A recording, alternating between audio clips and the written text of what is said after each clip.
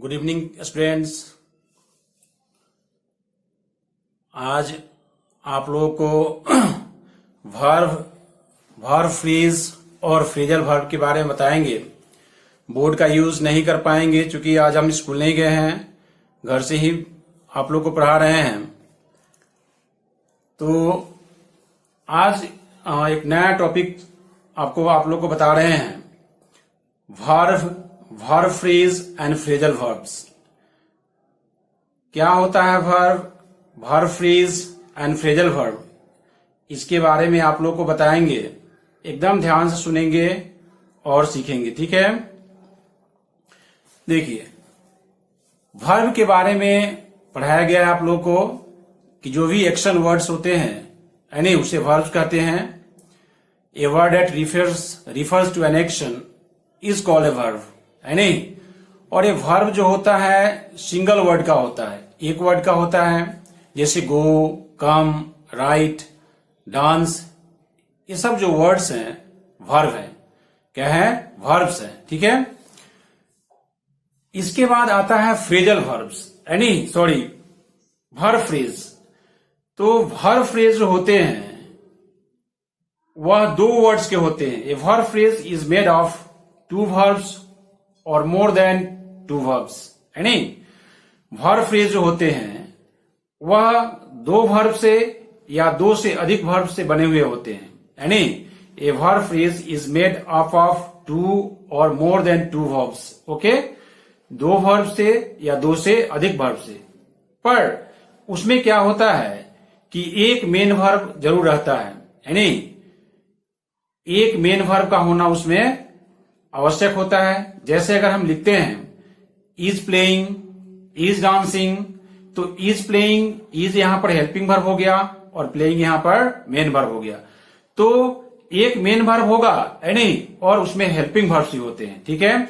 जैसे shall be writing, should be done, है नहीं, कैन बी डन।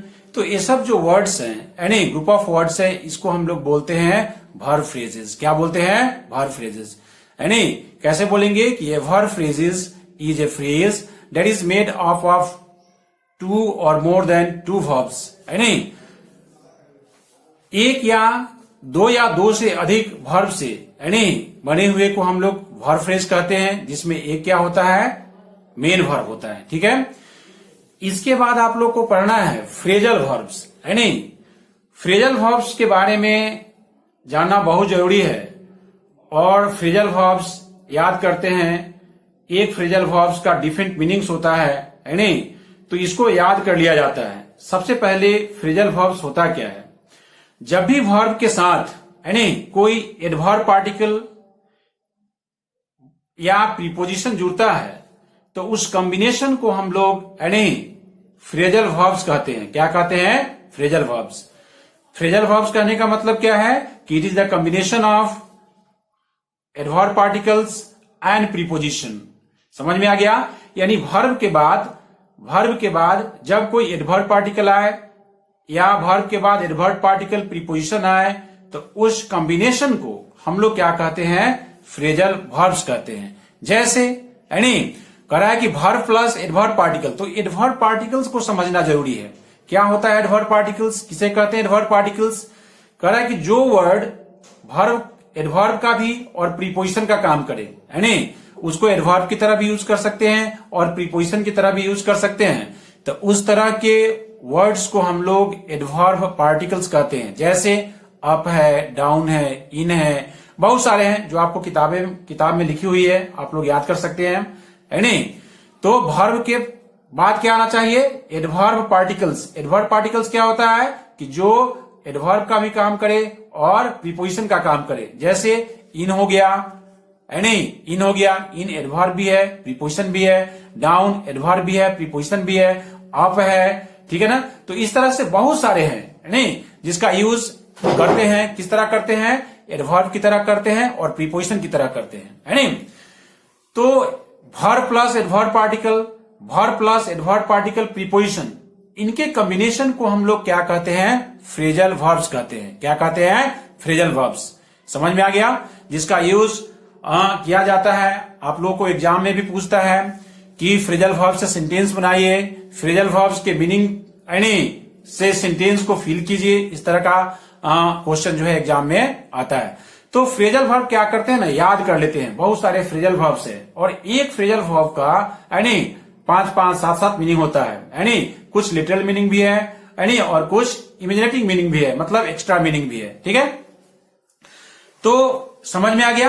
अब कह रहा है क्या कि फ्रेजल वर्ब्स जो होते हैं यानी फ्रेजल वर्ब्स, जैसे आप लोग को हम बताए थे कि फ्रेजल वर्ब्स जैसे गेट आउट, सिट डाउन, बहुत सारे फ्रेजल वर्ब्स है यानी लुक आफ्टर यानी go into, look into, look of, look for, यानी डिफरेंट वर्ब के साथ डिफरेंट प्रीपोजिशन या एडवर्ब पार्टिकल कंबाइन होते हैं तो डिफरेंट मीनिंग क्या करते हैं, निकालते हैं। सबका मीनिंग क्या होता है, अलग अलग होता है।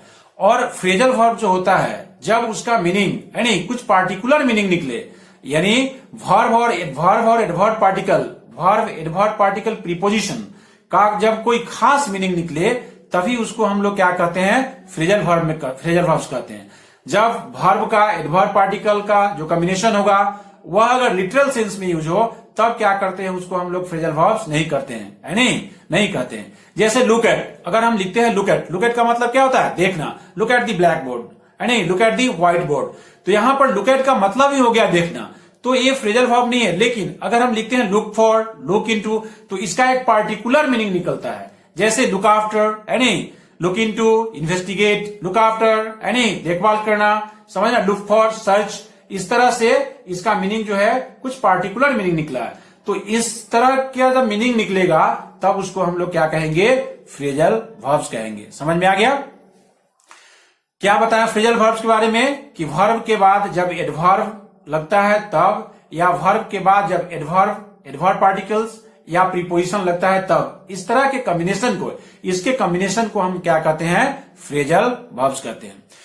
फ्रेजल वर्ब्स जो होते हैं ना वह ट्रांसिटिव भी हो सकते हैं और इंट्रांसिटिव। ट्रांसिटिव और इंट्रांसिटिव कहने का मतलब क्या है कि transitive verb and intransitive verb, ठीक है ना। यानी ट्रांसिटिव वर्ब फ्रेजल वर्ब के बाद जब नाउन प्रोनाउन ऑब्जेक्ट बन के आएंगे तो यह ट्रांसिटिव वर्ब हो जाएंगे। इसी फ्रेजल वर्ब्स के बाद अगर कोई नाउन प्रोनाउन नहीं आया यानी या ऑब्जेक्टलेस हुआ सेंटेंस तो उसको हम लोग क्या कहेंगे, इंट्रांसिटिव कहेंगे, है नहीं, क्या कहेंगे, इंट्रांसिटिव कहेंगे।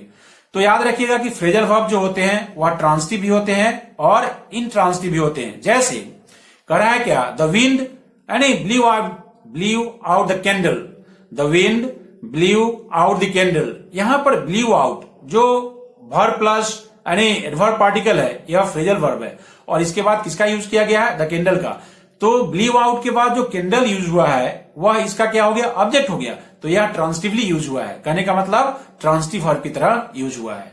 समझ में आ गया। इसी तरह से कोई भी वर्ब्स हो अगर उसके बाद कोई ऑब्जेक्ट नहीं हो तो उसको हम लोग क्या कहेंगे, यानी इंट्रांसिटिव फ्रेजल वर्ब कहेंगे। जैसे ही ब्लीव आउट यानी समझ में आ गया, ही ब्लीव आउट। जैसे ही asked me to come in, he asked me to come in, तो यहां पर कम इन के बाद क्या है, कोई नाउन नहीं है, कोई प्रोनाउन नहीं है, यानी वर्ब का कोई ऑब्जेक्ट नहीं है, तो इसलिए क्या हो गया, या ट्रांसिटिव वर्ब हो गया। तो याद रखिए कि जब वर्ब के बाद यानी फ्रेजल वर्ब के बाद जब कोई नाउन आएगा उसका ऑब्जेक्ट बनेगा, कोई प्रोनाउन आएगा उसका ऑब्जेक्ट बनेगा, तो उसको हम लोग कहेंगे ट्रांसिटिव फ्रेजल वर्ब। और जब उसके बाद कोई नाउन प्रोनाउन नहीं होगा, कोई ऑब्जेक्ट नहीं होगा, तो उसको हम कहेंगे इंट्रांसिटिव फ्रेजल वर्ब। समझ में आ गया। अभी आप लोग को मैंने क्या सिखाया कि वर्ब के बारे में, वर्ब फ्रेज के बारे में और फ्रेजल वर्ब्स के बारे में। एक बार और ध्यान सुनिए। कहा कि वर्ब के बारे में पिछले क्लासेस में आप लोग को बताए थे, है नहीं। कहा कि verb is a word that refers to an action. कोई भी वर्ड जिससे काम करने का बोध हो, एक्शन को रिफर करे, वह वर्ड क्या कहलाता है, वर्ब कहलाता है। और वर्ब जो होता है ना वह सिंगल होता है, सिंगल वर्ड का होता है, एक वर्ड का होता है नहीं। It is made up of one word, एक वर्ड का बना होता है यानी जैसे गो, कम, डांस, प्ले, ये सब क्या हुआ, वर्ब हो गया। और करा कि वर्ब फ्रेज जो होता है या तो उसमें दो वर्ब्स होंगे या दो से ज्यादा वर्ब्स होंगे, है नहीं। करा कि verb phrase is the combination of two और मोर देन टू वर्ब्स, है नहीं। मतलब वर्ब फ्रेज क्या होता है जिसमें एक वर्ब, दो वर्ब्स हो या दो से ज्यादा हो, लेकिन उसमें एक मेन वर्ब का रहना क्या है, जरूरी है नहीं। It has also a main verb, ठीक है, एक मेन वर्ब जरूर रहता है। समझ में आ गया। जैसे विल बी डांसिंग, यानी विल बी डांसिंग, तो विल भी है, बी भी है, डांसिंग, डांसिंग क्या है, मेन वर्ब है। Can't be done, should be done, यानी कांट बी टॉट, तो ये सब क्या है, वर्ब फ्रेजेस हैं। क्या है सब, वर्ब फ्रेजेस, यानी वर्ब फ्रेज क्या होता है, तो it is the combination of two और मोर देन टू वर्ब्स, यानी हैविंग ए मेन वर्ब, एक मेन वर्ब होगा उसमें। समझ में आ गया।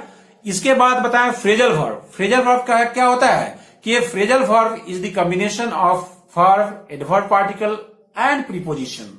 समझ में आ गया। कैसे डिफाइन करेंगे कि a phrasal verb is the combination of an adverb verb an adverb particle और प्रीपोजिशन, यानी वर्ब के बाद एडवर्ब पार्टिकल आए, वर्ब के बाद एडवर्ब पार्टिकल या और प्रीपोजिशन आए, वर्ब के बाद एडवर्ब पार्टिकल प्रीपोजिशन आए, तो इसके कॉम्बिनेशन को हम लोग क्या कहते हैं, फ्रेजल वर्ब्स कहते हैं। जैसे यानी कम इन, गो अप, समझ में आ गया ना, कम इन, लुक इनटू, लुक फॉर, यानी समझ ना, पुट अप विथ, समझ ना, लुक फॉरवर्ड टू, तो बहुत सारे हैं। एक एडवर्ब भी है, एक एडवर्ब पार्टिकल भी है और एक प्रीपोजिशन भी है। एडवर्ब पार्टिकल्स के बारे में मैंने क्या बताया कि दोज वर्ड्स यानी which can be used as adverbs or prepositions, करा कि ऐसे वर्ड्स जिसका यूज एडवर्ब की तरह और एडवर्ब और प्रीपोजिशन की तरह हो, तो उसको हम लोग क्या बोलते हैं, एडवर्ब पार्टिकल्स बोलते हैं। समझ में आ गया। ये बताएं कि फ्रेजल वर्ब्स जो होते हैं ट्रांसिटिव भी होते हैं और इंट्रांसिटिव भी होते हैं। यानी फ्रेजल वर्ब्स के बाद अगर कोई इसका ऑब्जेक्ट आता है यानी नाउन प्रोनाउन आता है तो यह फ्रेजल या ट्रांसिटिव होगा। फ्रेजल वर्ब के बाद अगर कोई ऑब्जेक्ट नहीं आता है, कोई नाउन प्रोनाउन नहीं आता है, तो इसको हम लोग कहेंगे इंट्रांसिटिव फ्रेजल वर्ब। समझ में आ गया। हाँ, चलिए इसके बाद देखिए फ्रेजल वर्ब जो होते हैं ना, यानी सेपरेबल और नॉन सेपरेबल होते हैं। यानी फ्रेजल वर्ब के पार्ट्स को यानी उसके कंपोनेंट्स को, कंपोनेंट्स कहने का मतलब क्या है कि वर्ब है और एडवर्ब पार्टिकल और प्रीपोजिशन है, तो एडवर्ब पार्टिकल और प्रीपोजिशन को हम लोग कंपोनेंट्स कहते हैं, पार्ट्स कहते हैं। कराया क्या कि फ्रेजल वर्ब जो है उसके कंपोनेंट्स को, उसके पार्ट्स को अलग किया जा सकता है और किसी किसी का अलग नहीं किया जा सकता है। तो याद करना होता है कि किसका अलग कर सकते हैं और किसका अलग नहीं कर सकते हैं, है नहीं। जैसे सेपरेबल, कराया क्या, सेपरेबल कहने का मतलब क्या होता है कि it's components can be separated, इसके कंपोनेंट्स को यानी इसके पार्ट्स को हम लोग सेपरेट कर सकते हैं। कैसे कर सकते हैं, जैसे एक वर्ब लेते हैं, फ्रेजल वर्ब लेते हैं टुक ऑफ, यानी टुक ऑफ, करा कि Raju took off his coat, Raju took off, OFF, Raju took off his coat. इसी सेंटेंस को अगर हम ऐसे लिखे, टुक ऑफ यहां पर फ्रेजल वर्ब है, इस सेंटेंस को अगर हम ऐसे लिखें कि Raju took his coat off, तो नाउन के बाद आ गया, है नहीं। तो इसको हम लोग क्या सेपरेट किए ना, पहले एक साथ था took off, Raju took off his coat, took off एक साथ है। अब दूसरे सेंटेंस में क्या है, राजू यानी took his coat off, last में यूज कर दिया गया, है नहीं। तो यह सेपरेबल फ्रेजल वर्ब्स है नहीं। क्या है यह सेपरेबल, करा कि सेपरेबल मतलब सेपरेट किया जा सकता है नहीं। सेपरेबल फ्रेजल वर्ब्स यानी it's components can be separated, यानी जिस फ्रेजल वर्ब्स का पार्ट्स या कंपोनेंट्स अलग किया जा सकता है उसको बोलते हैं सेपरेबल। समझ में आ गया। अब नॉन सेपरेबल क्या होता है, जिसके पार्ट को अलग नहीं कर सकते हैं, है नहीं। जिसके पार्ट को, जैसे लुक आफ्टर, है नहीं, I look after my parents, I look my parents after, ऐसा नहीं लिखा जाता। तो इसलिए क्या करते हैं ना कि याद कर देते हैं। तो सेपरेबल, नॉन सेपरेबल क्या हुआ कि it's components can't be separated, इसके कंपोनेंट्स को क्या किया जा सकता है, सेपरेट नहीं किया जा सकता है। समझ में आ गया।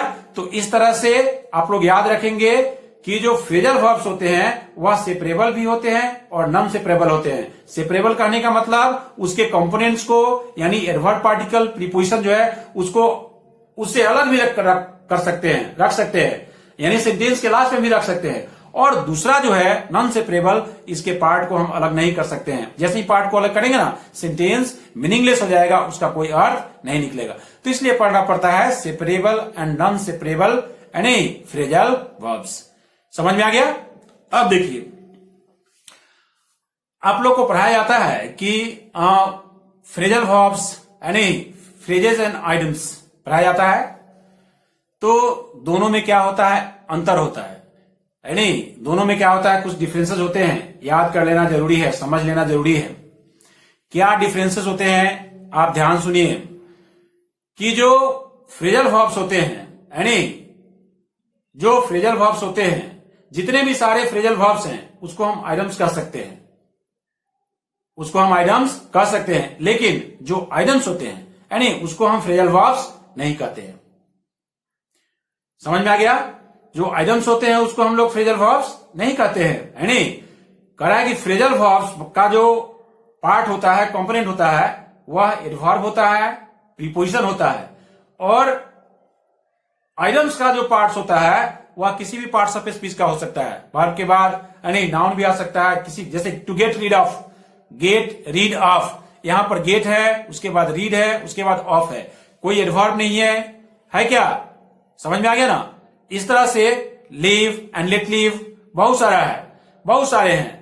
तो आप लोग याद करेंगे, याद रखेंगे कि जो आइडम्स होते हैं और जो फ्रेजल वर्ब्स होते हैं वह क्या होते हैं, अलग अलग होते हैं। जितने भी सारे फ्रेजल वर्ब्स हैं सब आइडम्स हैं। ऑल द फ्रेजल वर्ब्स यानी can be idioms but not all the idioms can be phrasal verbs. समझ में आ गया? फ्रेजल वर्ब जो होते हैं उसके पार्ट्स एडवर्ब, प्रीपोजिशन होते हैं, और जो आइडम्स होते हैं उसके पार्ट्स जो होते हैं कुछ भी हो सकते हैं, किसी भी पार्ट्स ऑफ स्पीच के हो सकते हैं।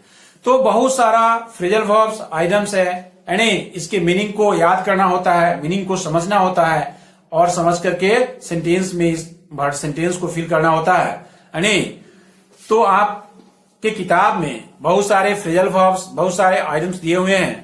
आप उसको क्या करेंगे, याद करेंगे, यानी लिखेंगे, समझेंगे, ठीक है, और उसके मीनिंग को समझने का कोशिश करेंगे, यानी उसके मीनिंग को समझने का कोशिश करेंगे। ठीक है, तो आज आपको मैंने बताया verb phrases and phrasal verbs and idioms. ठीक है, तो इतने चीजों के बारे में बताया। इन चीजों के बारे में आप किताब से भी अध्ययन कर सकते हैं, किताब से पढ़ सकते हैं। आप पढ़िए, याद कीजिए, जो कुछ समझ में आता है ठीक है, जो नहीं समझ में आता है आप व्हाट्सएप कीजिए, कांटेक्ट कीजिए। ठीक है।